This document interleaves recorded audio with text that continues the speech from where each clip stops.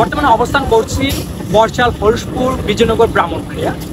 দেশের পরিস্থিতি কিন্তু অনেকটা খারাপ হলো, কিন্তু উন্নয়নমূলক কাজ কিন্তু থেমেনি।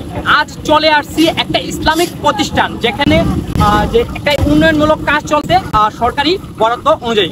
কন্ট্রাক্টরের সাথে একটু কথা বলে নিচ্ছি। এখানে কাজটা করতেছেন, এখানে কতটুকু বাই কতটুকু কাজটা করতেছেন?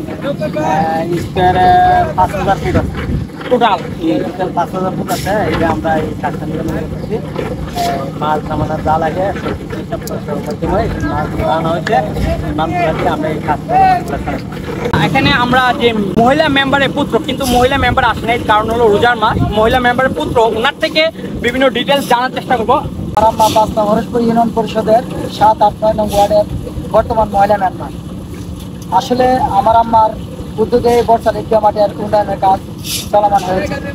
আপনি এলাকাবাসী আপনারা সবাই দোয়া করবেন যাতে আমার আম্মা এই এলাকার উন্নয়নের কাজ করে যেতে পারে। এখানে বাজেট কত টাকা আসছে যে ঈদগাহ মাঠটা কাজ করতেছেন? সরকার বাজেট টোটাল হইল আপনার এই 3 লক্ষ টাকা। বেড আইতেছে, অনেক কিছু যাবতীয় খরচ বাদ আমরা গ্রামবাসী তাদের থেকে একটু কথা বলার চেষ্টা করছি। এখানে কাজটা যে হচ্ছে, আপনার কিরকম ভালো লাগতেছে? নিশ্চয়ই খুব ভালো লাগছে। মহিলা মেম্বার কাজটা করেছে, আমরা খুশি। ঈদের নামাজ আমরা এখানে পড়বো, মহিলা মেম্বার উনি বুক করে দিচ্ছে, এই হলো আমাদের খুব আনন্দিত। যাই হোক, আমরা আরেকজনের সাথে একটু কথা বলছি। ঠিকভাবে হচ্ছে কি? ভালোই হচ্ছে।